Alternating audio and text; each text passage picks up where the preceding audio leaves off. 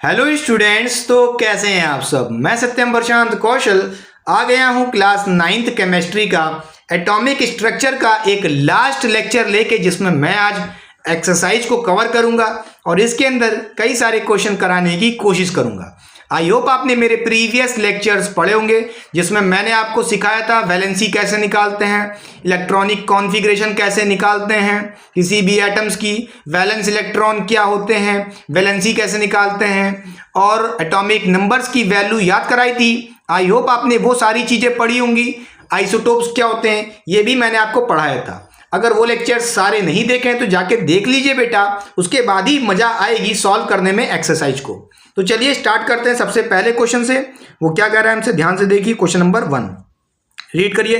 Question में कह रहा है इफ z इक्वल टू 3, यानी कि हमको यहाँ पे एटॉमिक नंबर की वैल्यू गिवन है 3। z क्या होता है? एटॉमिक नंबर, और उसकी वैल्यू 3 गिवन है। हमसे पूछ रहा है what would be the valency of element, हमसे वैलेंसी पूछ रहा है ऑफ एलिमेंट की। फिर क्या पूछ रहा है? ऑल्सो नेम द एलिमेंट, उसका नाम क्या होगा उस एलिमेंट का। तो देखिए बच्चों, अगर हम बात करें हमारे एटॉमिक नंबर 3 की, तो एटॉमिक नंबर 3 किसका होता है? लिथियम का होता है। कौन सा एलिमेंट होता है वो? लिथियम, यानी कि Li इसका सिंबल होता है और इसका नेम होता है लिथियम। अब आपको ये बात नहीं याद है तो जाके भैया एटॉमिक नंबर याद करो। मैंने आपको प्रीवियस लेक्चर में फर्स्ट 20 एलिमेंट्स की एटॉमिक नंबर को याद करने के लिए भी कहा था और याद भी कराया था बोल बोल के।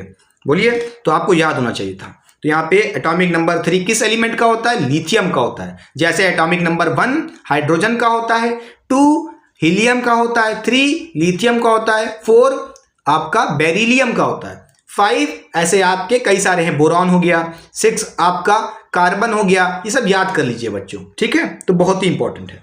अगर आपको एटॉमिक नंबर नहीं आता है तो इलेक्ट्रॉनिक कॉन्फ़िगरेशन नहीं निकाल पाओगे, और इलेक्ट्रॉनिक कॉन्फ़िगरेशन नहीं निकाल पाओगे तो बड़े आराम से वैलेंसी भी नहीं निकाल पाओगे। तो अगर आपको करना है ये सारी चीज़ें पता होनी चाहिए, ठीक। तो चलिए बच्चों, अब हमें यहाँ पे क्या बताना है? मेन चीज़ क्या है? Valency of element. देखिए, अगर आपको वैलेंसी जानना है उस एलिमेंट की तो आपको इलेक्ट्रॉनिक कॉन्फ़िगरेशन देखना पड़ेगा, ठीक है। तो आइए देखते हैं लिथियम। तो बात करें अगर लिथियम की बच्चों, इसका एटॉमिक नंबर होता है 3। जितना एटॉमिक नंबर होता है वही नंबर ऑफ इलेक्ट्रॉन्स के बराबर होता है। तो Z की वैल्यू अगर 3 है तो नंबर ऑफ इलेक्ट्रॉन्स की वैल्यू भी 3 होगी। तो टोटल इलेक्ट्रॉन लिथियम के पास कितने होंगे? 3 होंगे। तो हमें क्या करना है? इसकी इलेक्ट्रॉनिक कॉन्फ़िगरेशन निकालनी है। इलेक्ट्रॉनिक कॉन्फ़िगरेशन का मतलब होता है distribution of electron in respective shell, ठीक। तो हमारे पास कई सारी की शेल होती हैं, एक K होती है, L होती है, M N जितनी हो सकती हैं, ऐसे कई सारी होती हैं। मगर हमें ज़रूरत कितनी पड़ेगी? यहाँ पे 2 ही की पड़ेगी। क्यों? देखिए, K शेल में हम मैक्सिमम कितने इलेक्ट्रॉन भर सकते हैं? बोलिए, कितने इलेक्ट्रॉन भर सकते हैं? 2 इलेक्ट्रॉन्स। तो देखिए, हम इसमें 2 इलेक्ट्रॉन्स भर देंगे। हमारे पास टोटल इलेक्ट्रॉन कितने हैं? 3 हैं भरने के लिए। तो K में सिर्फ हम मैक्सिमम कितना भर सकते हैं? 2 भर दिए, 1 बच गया है। अब 1 हम किस में भर सकते हैं? बोलिए बच्चों, L में। L में भर देंगे 1। L में हम मैक्सिमम 8 इलेक्ट्रॉन भर सकते हैं, मगर हमारे पास 1 ही तो बच रहा है। तो 1 इलेक्ट्रॉन किस में चला जाएगा? L शेल में। तो जो लास्ट वाली शेल आपको दिख रही है, एकदम लास्ट वाली, यानी कि आउटर मोस्ट शेल जो आपको दिख रही है, वो कौन है? यहाँ पे बोलिए, ये हमारी कौन सी शेल है? बोलिए, L शेल। तो L शेल आपकी यहाँ पे कौन सी है? वैलेंस शेल है। क्या है? वैलेंस शेल है। वैलेंस शेल कह लो, या इसी को हम लोग बोलते हैं बेटा क्या? Outer most shell. क्या बोलते हैं? आउटर मोस्ट शेल, जो सबसे लास्ट वाली होती है। और उसके अंदर जो इलेक्ट्रॉन दिख रहा है ये 1, इसको बोलते हैं वैलेंस इलेक्ट्रॉन, जो आउटर मोस्ट शेल में इलेक्ट्रॉन होते हैं। क्लियर? बोलिए हाँ या ना। हमने आपसे कहा था इलेक्ट्रॉनिक कॉन्फ़िगरेशन ऐसे निकालते हैं। 2,1 इसका इलेक्ट्रॉनिक कॉन्फ़िगरेशन है। ये 2,1 आपने क्या निकाला है? इलेक्ट्रॉनिक कॉन्फ़िगरेशन निकाला है। किसका? लिथियम का बेटा, ठीक। अच्छा, वैलेंसी कैसे निकालेंगे? देखिए बच्चों, वैलेंसी क्या होगी? आप यही सोच रहे हो, क्वेश्चन में पूछा है। तो देखिए बच्चों, वैलेंसी क्या होती है? Combining capacity of an atom, कितना वो कंबाइन कर जाएगा, उसकी कैपेसिटी क्या है, वही आपकी वैलेंसी होती है। तो देखिए बच्चों, आपको पता है इसमें क्या लफड़ा फंस रहा है? जो वैलेंस इलेक्ट्रॉन है लास्ट में 1, तो यहाँ पे अगर ये 1 इलेक्ट्रॉन लॉस कर दे तो क्या हो जाएगा? बोलिए, इसका 1 इलेक्ट्रॉन चला जाएगा, जो लास्ट वाला दिख रहा है L शेल में जो 1 इलेक्ट्रॉन है। अगर यहाँ से ये क्या करता है? लॉस ऑफ 1 इलेक्ट्रॉन कर देता है। तो जितने इलेक्ट्रॉन इसने लॉस किया है वही इसकी वैलेंसी हो जाएगी, यानी कि लिथियम की वैलेंसी क्या होगी, 1 होगी। ठीक है, बोलिए हाँ या ना। क्लियर। अब कितने इलेक्ट्रॉन लॉस कर सकता है, तो बेटा वो आपने पढ़ा था, अगर हमारे लास्ट शेल में, आउटर मोस्ट शेल में, क्या बोला था, बोलिए, आउटर मोस्ट शेल में अगर इलेक्ट्रॉन का नंबर क्या होता है, बोलिए, इलेक्ट्रॉन का नंबर क्या होता है, 1 होता है या 2 होता है या 3 होता है, तो उस केस में क्या होता है, लॉस ऑफ इलेक्ट्रॉन होता है। एटम क्या करता है, लॉस ऑफ इलेक्ट्रॉन करता है, इलेक्ट्रॉन को निकाल के हटा देता है ताकि स्टेबल हो जाए। अब स्टेबल कब होता था, जब लास्ट वाले इलेक्ट्रॉन में, सॉरी लास्ट वाले शेल में 2 इलेक्ट्रॉन हो या तो 8 इलेक्ट्रॉन हो। तो यहाँ तो बेटा 8 तो होने से रहे, तो अगर ये 1 इलेक्ट्रॉन हटा देगा तो क्या हो जाएगी इसकी इलेक्ट्रॉनिक कॉन्फ़िगरेशन, सिर्फ 2 हो जाएगी। तो लास्ट वाले शेल में कितने इलेक्ट्रॉन बचे, 2, और 2 होने के बाद ये स्टेबल हो जाएगा। तो इसलिए इसने 1 इलेक्ट्रॉन लॉस कर दिया है, तो इसकी वैलेंसी 1 हो गई है। अब लॉस ऑफ इलेक्ट्रॉन से क्या मतलब होता है, उसके वजह से पॉजिटिव चार्ज आता है। तो आप चाहो तो यहाँ पे +1 भी लिख सकते हो। वैलेंसी का मैग्नीट्यूड कितना है, वैल्यू कितनी है, 1, और चार्ज की बात करें तो प्लस। क्लियर। इसी तरह अगर मान लीजिए हमारे पास बच्चों, अगर सुनिए बता देते हैं यहीं पे, अगर लास्ट वाले शेल में हमारे पास 5, 6 या 7 इलेक्ट्रॉन्स होते, तो उस केस में गेन ऑफ इलेक्ट्रॉन होता। क्या होता, गेन ऑफ इलेक्ट्रॉन होता। क्लियर। ताकि लास्ट वाले शेल में 8 इलेक्ट्रॉन हो जाएं, और 8 हो जाएंगे तो स्टेबल हो जाएगा, और जितने ही गेन करेगा उतनी ही वैलेंसी होगी। जैसे आपने देखा जितना लॉस किया उतनी वैलेंसी, उसी तरह जितने इलेक्ट्रॉन्स वो गेन करेगा उतनी ही वैलेंसी होगी। क्लियर। बोलिए, ये वैलेंसी कैसे निकालते हैं, जाके देख सकते हैं, वैलेंसी वाला चैप्टर बहुत अच्छे से पढ़ाया था। ठीक है, चलिए अब आगे बढ़ते हैं, एक्सरसाइज देखते हैं इसी का नेक्स्ट क्वेश्चन नंबर 2 बेटा। हमसे कह रहा है क्वेश्चन में, Rutherford alpha particle scattering experiment was responsible for the discovery of, बोलिए किसकी डिस्कवरी के लिए था, प्रोटॉन की डिस्कवरी। याद होना चाहिए, नहीं आता तो चलो थोड़ा समझा देते हैं। स्कैटरिंग पार्टिकल में क्या होता था, हम लोग गोल्ड फॉइल का, गोल्ड मेटल का एक पतली सी शीट का क्या करते थे, बोलिए, उसका एक एटम निकाल लेते थे। बोलिए, उस एटम में कुछ सेंटर पे क्या होता था, कोई पार्टिकल होता था, आपने पता किया होगा। तो होता क्या था, इस गोल्ड एटम में आप जब अल्फा पार्टिकल फेंकते थे, और वो अल्फा पार्टिकल अगर इस न्यूक्लियस के एकदम पास से जा रहा है, देखिए सेंटर से, इस एटम के सेंटर से कहीं पास से गुजर रहा है, तो वो क्या होता था, डिफ्लेक्ट हो जाता था। बोलिए, तिरछा घूम जाता था। ये क्यों होता था, क्योंकि आपको पता है अल्फा पार्टिकल एक पॉजिटिव चार्ज होता है, और ये डिफ्लेक्ट कर गया अल्फा पार्टिकल। इसका मतलब क्या है, इस एटम के, बोलिए ये एटम है आपका, इस एटम के सेंटर पे कहीं ना कहीं कुछ ना कुछ पॉजिटिव चार्ज होगा, जिसके वजह से अल्फा पार्टिकल खुद पॉजिटिव है और सेंटर पे भी खुद पॉजिटिव चार्ज होगा, तभी तो ये डिफ्लेक्शन हुआ है, यानी कि रिपल्शन हुआ है। क्लियर। सेम चार्ज होगा जब भी, तभी तो रिपल्शन होगा। इसका मतलब क्या है, सेंटर पे पॉजिटिव चार्ज था, और वो पॉजिटिव चार्ज किसकी वजह से आया, प्रोटॉन की डिस्कवरी। क्लियर। इस तरह प्रोटॉन की डिस्कवरी हुई थी। चलिए पूरा पढ़ा दिया मैंने आपको, अल्फा पार्टिकल स्कैटरिंग एक्सपेरिमेंट ही पढ़ा दिया 2 मिनट में। ठीक, चलिए अब देखते हैं नेक्स्ट क्वेश्चन हमसे क्या कह रहा है, आइसोटोप्स के ऊपर है। क्वेश्चन नंबर 3 बेटा, isotopes of an element have, क्या कह रहा है, पहला part, a different physical property, उनकी फिजिकल प्रॉपर्टी डिफरेंट होती है, ये कहा। दूसरा आपसे कह रहा है बच्चों, इस पर रेड मार्क मत लगाइए, देखिए पहले ये थोड़ा सा बता देते हैं आइसोटोप होता क्या है, फिर से बता देते हैं डेफिनेशन। बोलिए, आइसोटोप क्या होता है, एटम ऑफ सेम एलिमेंट, क्या होता है, atom of same element having same atomic number but different mass number. उनका एटॉमिक नंबर तो सेम होता है बट मास नंबर डिफरेंट होता है। ठीक, तो उस हिसाब से यहां पे जो डी ऑप्शन दिख रहा है, देखिए डिफरेंट एटॉमिक नंबर, ये तो नहीं हो सकता डी वाला answer. Different number of proton neutrons, उनसे मतलब ही नहीं, ये भी नहीं होगा।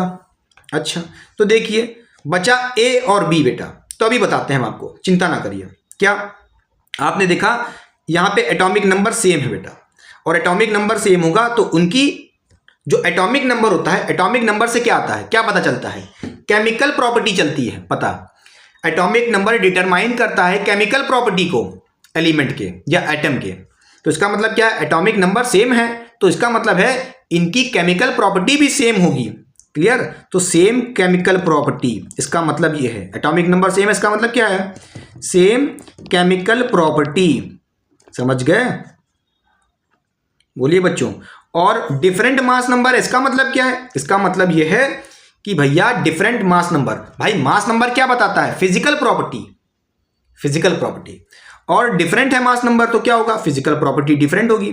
तो आप इसका मतलब क्या क्या हुए, डिफरेंट, बोलिए, डिफरेंट फिजिकल प्रॉपर्टी। ठीक है, क्लियर? क्योंकि मास नंबर डिफर कर रहा है तो फिजिकल प्रॉपर्टी आइसोटोप्स की डिफर करेगी और केमिकल प्रॉपर्टी सेम रहेगी। तो इस हिसाब से कौन सा ऑप्शन सही होगा, देखिए पहला पार्ट आपसे कह रहा है ए वाला, डिफरेंट फिजिकल प्रॉपर्टी, ये भी सही है, बोलिए, ये भी सही है, कोई दिक्कत नहीं है। सेम केमिकल प्रॉपर्टी, ये भी सही है, दोनों सही हैं। क्या ये बात समझ में आई कि नहीं, बोलिए? पक्का? दो ऑप्शन भी हो सकते हैं, उसमें क्या दिक्कत है, मल्टीपल चॉइस मान लो इसमें। बोलिए भाई, वही हो गया। चलिए आगे बढ़े। पक्का? एक एग्जांपल दिखा दे, क्या आइसोटोप्स रिवाइज कराया है तो वो भी बता ही देते हैं। एग्जांपल देखिए, क्लोरीन के आइसोटोप्स क्या होते थे, क्लोरीन के दो आइसोटोप होते थे, दोनों के एटॉमिक नंबर 17 होंगे क्योंकि एटॉमिक नंबर सेम होता है। पहला वाला जो आइसोटोप है क्लोरीन का, उसका मास नंबर पहले वाले का 35 होता था और दूसरे वाले का 37 होता था। क्लियर? तो ये आपने देख लिया, आई होप ये समझ गए होंगे। क्लियर? चलिए अब आइए देखते हैं क्वेश्चन हमसे क्या करा है, क्वेश्चन नंबर 4 बेटा। चलिए लास्ट में हम क्या करते हैं, रेड पेन ले लेते हैं। Number of valence electron in Cl, बेटा ये जो Cl लिखा है, Cl नहीं, क्लोरीन माइनस है। बोलिए, हमें यहाँ पे Cl माइनस कह रहा है क्वेश्चन में, क्लोरीन आयन कह रहा है। क्लोरीन का आयन क्या होता है, -1। बोलिए, माइनस लिखा है इसका मतलब -1 भी कह सकते हो। उसके हिसाब से आप क्या कहोगे, number of valence electron, outer most electron पूछ रहा है आपसे। क्या पूछ रहा है क्वेश्चन में, आउटर मोस्ट इलेक्ट्रॉन, यानी कि भाई वैलेंस इलेक्ट्रॉन मतलब एक ही है, ये क्वेश्चन में हमसे पूछ रहा है। उसके लिए क्या करना पड़ेगा, इलेक्ट्रॉनिक कॉन्फ़िगरेशन निकालनी पड़ेगी क्लोरीन की। तो देखिए बच्चों, क्लोरीन का एटॉमिक नंबर होता है 17। तो आपको पता है इसके पास जेड की वैल्यू कितनी है, बोलिए 17 है। तो टोटल इलेक्ट्रॉन भी कितने होंगे भरने के लिए, बोलिए, एलिमेंट इलेक्ट्रॉन को अरेंज करने के लिए, डिस्ट्रीब्यूट करने के लिए शेल में कितने टोटल इलेक्ट्रॉन है, 17। ठीक है, तो उस हिसाब से इसकी इलेक्ट्रॉनिक कॉन्फ़िगरेशन क्या हो जाएगी। देखिए कौन कौन सी शेल जरूरत लग सकती है, मान लो K, L, M, N। चलिए लिख लेते हैं सारी, देखते हैं कितनी जरूरत पड़ती है। पहली शेल यानी कि K शेल में हम कितने मैक्सिमम इलेक्ट्रॉन भर सकते हैं, 2 बेटा, खत्म बात, 2 से ज़्यादा भर नहीं सकते। L शेल में हम मैक्सिमम कितने भर सकते हैं, 8 भर सकते हैं। तो बचे कितने, देखिए 2,8 हो गया, तो 2,8 टोटल इलेक्ट्रॉन कितने हो गए, यूज 10 हो चुके हैं। हमारे पास हैं कितने टोटल, 17। तो बेटा 17 में से 10 भर चुके हो, कितने बचे, 7 बचे। तो 7 किस में चले जाएंगे, M शेल में। ठीक है, तो इस N की जरूरत ही नहीं पड़ी, N शेल की जरूरत ही नहीं पड़ी, तो इसको हटा दो, N शेल। ठीक है, KLM। तो M शेल आपकी क्या है, वैलेंस शेल है। क्या है, वैलेंस शेल है। और वैलेंस शेल में जो इलेक्ट्रॉन होते हैं उन्हीं को बोलते हैं हम क्या, वैलेंस इलेक्ट्रॉन। खत्म बात। वैलेंस इलेक्ट्रॉन यानी कि outer most electron, outer most shell electron. Clear? कितने होंगे, देखिए M में कितने दिख रहे हैं, M शेल जो आपकी आउटर मोस्ट शेल है या कह लो वैलेंस शेल है, उसमें कितने इलेक्ट्रॉन है, 7। तो आपका 7 है बच्चों। तो यहां से आप कहोगे कितने इलेक्ट्रॉन है, वैलेंस इलेक्ट्रॉन की वैल्यू कितनी है, 7। क्लियर? तो ये आपका आंसर आ चुका है। आउटर मोस्ट शेल में रहने वाले इलेक्ट्रॉन को क्या बोलते हैं, outer most electron. Valence shell electron को क्या बोलेंगे, वैलेंस शेल में रहने वाले इलेक्ट्रॉन, वैलेंस इलेक्ट्रॉन। खत्म बात। क्या ये बात समझ में आई कि नहीं, बोलिए बच्चों। अच्छा, ओके, गलती क्या हुई, देखा यहां पे गलती कर गए बच्चों, क्या हा। देखिए देखिए, यहां पे क्लोरीन होता, देखिए हमने किसकी बात की, क्लोरीन की बात की है, तो उस हिसाब से आपका आंसर क्या है, 7। तो देखिए बच्चों, ये आंसर गलत है, 7 नहीं होगा। पहले मैंने गलत करा दिया, मुझसे भी गलती हो गई, ध्यान नहीं दिया। यहाँ पे Cl माइनस है तो बेटा ये आंसर नहीं होगा, पहले समझिए, ठीक है। हाँ, अगर Cl लिखा होता, सिर्फ क्लोरीन लिखा होता, आयन Cl माइनस ना लिखा होता, तो उस हिसाब से आपका आंसर क्या होता, 7 होता। क्या होता आंसर, 7 होता। मगर ये तो है ही नहीं। आपसे किसका पूछ रहा है, बोलिए बच्चों, किसका पूछ रहा है, वैलेंस इलेक्ट्रॉन Cl-1 का। बेटा Cl-1 का मतलब क्या है, इसने 1 इलेक्ट्रॉन एक्सेप्ट कर लिया है। क्या कर लिया है, एक्सेप्ट कर लिया है। तो इसके देखिए जो लास्ट वाले 7 इलेक्ट्रॉन हैं उसमें क्या करेंगे आप, 1 इलेक्ट्रॉन ऐड कर देंगे, ठीक है। तो टोटल कितने इलेक्ट्रॉन हो जाएंगे, 8। कितने हो जाएंगे, 8 बेटा। तो यहाँ पे आपके वैलेंस इलेक्ट्रॉन कितने हो जाएंगे, 8 हो जाएंगे। क्यों, क्योंकि यहाँ पे Cl- की बात कर रहा है, तो 1 इलेक्ट्रॉन उसने एक्सेप्ट कर लिया। तो अगर मैं बात करूँ Cl- की इलेक्ट्रॉनिक कॉन्फ़िगरेशन की, तो हो जाएगी 2,8,7 नहीं रहेगा। 7 में से उसने क्या किया, 1 इलेक्ट्रॉन एक्सेप्ट कर लिया, तो कितनी हो गई, 8 हो गई। तो ये हुई आपकी, बोलिए K-L-M। तो वैलेंस शेल में कितने इलेक्ट्रॉन हैं, यही आपका बोलिए वैलेंस शेल है, और इसमें रहने वाला इलेक्ट्रॉन आपका आंसर है। बोलिए वैलेंस इलेक्ट्रॉन कितने होंगे, 8 होंगे। ये आपका आंसर है। क्लियर, समझ गए, ऐसे भी देख सकते हैं। चलिए बोलिए बोलिए, समझ गए, कोई दिक्कत नहीं होनी चाहिए। तो ये था पूरा ओवरऑल लेक्चर जिसमें मैंने सारे क्वेश्चन कराने की कोशिश की थी। क्वेश्चंस की वीडियो अलग से भी बेटा हर चैप्टर की लगभग आएगी, ठीक है। ये तो कुछ ही क्वेश्चन थे जिससे आप अपने सारे टॉपिक्स को रिवाइज कर सको। तो चलिए पढ़ाई करते रहें, ऑल द वेरी बेस्ट। मिलते क्या हैं, यहाँ पे हमारा आपका संबंध खत्म हो चुका है। अगर थ्योरेटिकल वाइज करें, टॉपिक वाइज करें, क्योंकि मैंने सारे 9th के चैप्टर्स पढ़ा दिए हैं और आई होप आपने एंजॉय किया होगा। बेटा अपना रिव्यू जरूर देने की कोशिश करिएगा, एंजॉय करते रहें। मैं यूट्यूब पे भी पढ़ा देता हूँ 5chem क्लासेस के नाम से, वहाँ पे भी सर्च कर सकते हैं। यहाँ पे तो मैं पेड बैच में आपको पढ़ा रहा हूँ, ठीक है। तो चलिए बाय बाय।